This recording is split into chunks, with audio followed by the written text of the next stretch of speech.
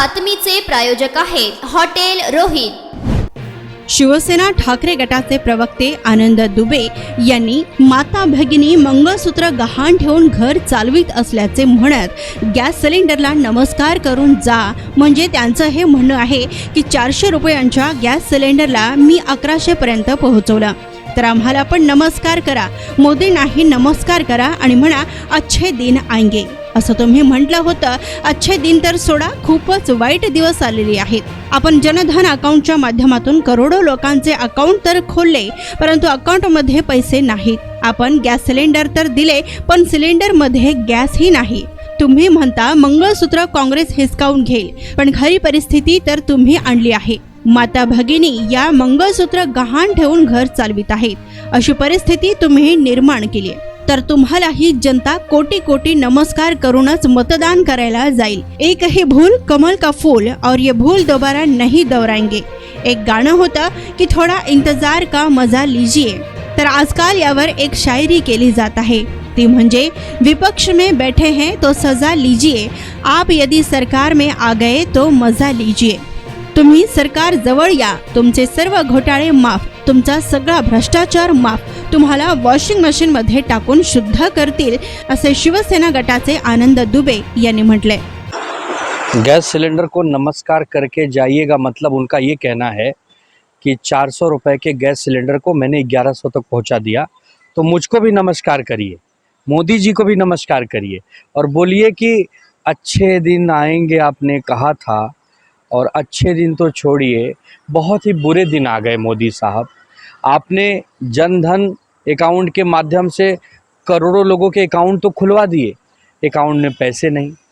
आपने gas cylinder तो दे दिए, सिलेंडर में गैस नहीं। आप कहते हो मंगलसूत्र कांग्रेस छीन लेगी, जबकि असली तो नौबत आपने ला दी है कि माताएं बहनें अपने मंगलसूत्र को गिरवी रख के घर चलाना पड़ रहा है। ऐसी नौबत आपने ला दी है, तो आपको भी कोटि कोटि नमस्कार करके ही लोग मतदान करने जाएंगे। और एक ही भूल कमल का फूल, ये भूल अब दोबारा नहीं दोहराएंगे। बैंक घोटाले मामले में अजित पवार का क्लोजर रिपोर्ट में बताया गया कि कोई साक्ष्य नहीं मिला है, उस पर क्या? एक गाना था थोड़ा इंतजार का मजा लीजिए, तो आजकल उस पर एक शायरी बन रही है कि विपक्ष में बैठे हैं तो सजा लीजिए, आप यदि सरकार में आ गए तो मजा लीजिए। आप सरकार के पास आ जाइए, आपके सारे घोटाले माफ़, सारे भ्रष्टाचार साफ, आपको हम वॉशिंग मशीन में डाल के नहला देंगे।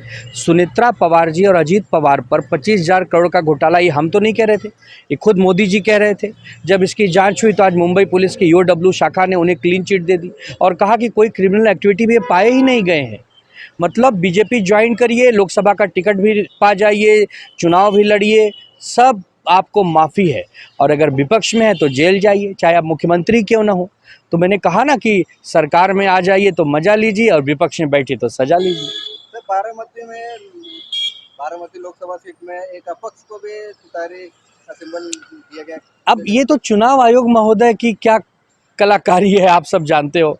चुनाव महोदय ने इस चुनाव में, चुनाव आयोग ने इस पूरे के पूरे वातावरण में जिस प्रकार आंखों पर पट्टी बांध रखी है, ये बड़ा दुर्भाग्यपूर्ण है।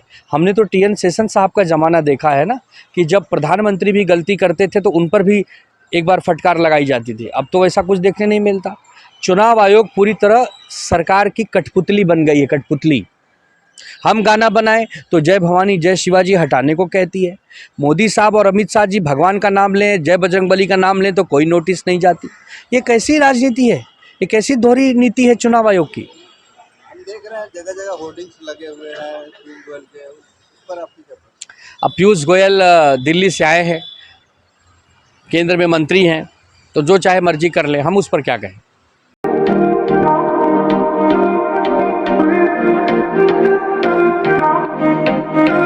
सोलापुरात वेज नॉन वेज जेवण मिळण्याचं एकमेव ठिकाण हॉटेल रोहित। चवीला टेस्ट, हॉटेल रोहितचे जेवण बेस्ट। बर्थडे पार्टी, कार्यक्रम, विविध पार्टींचे ऑर्डर्स ही स्वीकारले जातील।